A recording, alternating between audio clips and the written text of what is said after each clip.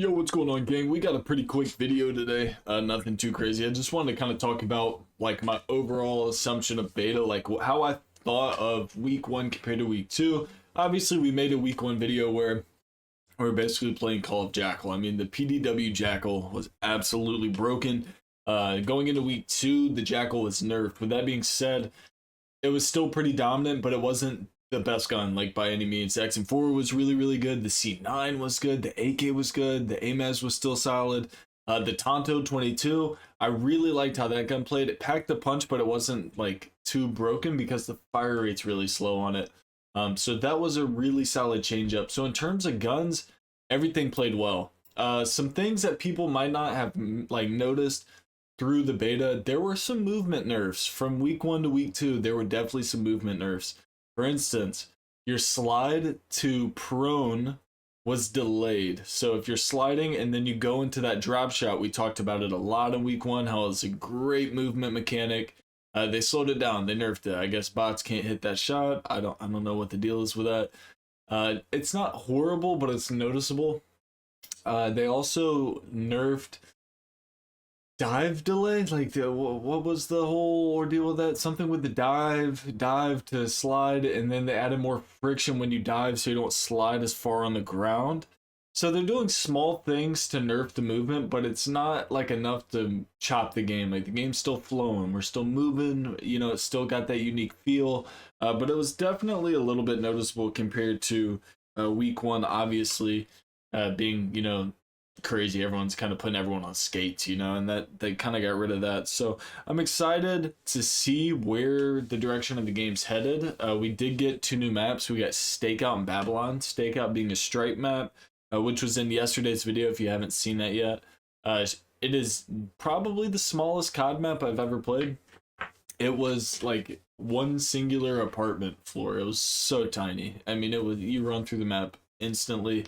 But it was fun for a 2v2 gunfight map. It was really fun. It'd be interesting to see it's like a 6v6 dynamic, for sure, just for like a goofy game mode. And then Babylon was hands down probably my favorite map I played in all of the beta. Kind of had like a Mayan temple feel. The map made you like gradually play towards the middle. So like Hardpoint was really fun because it would like, you had this middle location and then you play all around it and then back to the middle. Which was really fun because the map was pretty symmetrical.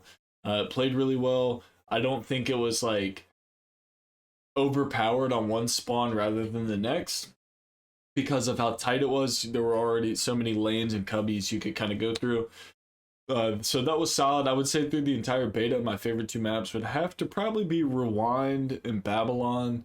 I really liked Derelict. I liked all the maps. Scud I wasn't a huge fan of, but mostly because of the spawns, how spawn dominant the map is. If you're spawning satellite, if you're spawning satellite, you can control the map like way easy. That's going to be the go-to nuke map. Like when all these like creators start dropping nukes, a lot of it's going to happen on Scud. You know, as of right now, we obviously haven't seen the rest of the maps, but I'm excited for the direction of the game. It looks really good. I enjoyed every bit of it, man. Gunfight was a little boring. We kind of talked about that. That was a new instance they had. I liked Secret Agent. Secret Agent was a really cool way to turn the game around. It's not like the most cracked thing. You know, you'd be surprised. It's not super duper cracked. If someone else sees you shooting their teammate, you're tracked. So then, you know, they can see you. And then there's like a little track timer you can kind of get rid of. But I used it like predominantly if I was playing like Hardpoint or Domination and I just need to get on site real quick and get a couple picks to help my teammates get on. It was really useful for that. I could see it being useful for nuke chasing in a sense, but also it's like once your blue dot's up, they kind of just have a UAV of you. So if you kill somebody, let's say you're like in one corner of the map, they know that the blue dot in the corner of the map is you. So technically they just have an advanced UAV to get you. So unique perk, I feel like best utilized for OBJ game modes. 100% domination, search and destroy could be a really good one. I bet there's going to be some like ninja diffuses maybe, you know, or like it just makes a lot of sense. I don't know. There's a lot of instances where Sleep Region is going to be dirty. But gang, listen, that's all we got for today, man. If we hear any updates on changes tomorrow, we'll cover that. But if not, we're back to MW3 for the next month and some change, man. So lock it in, hit that like, crush the sub, and I'll catch you tomorrow for another heater. Let's get a game.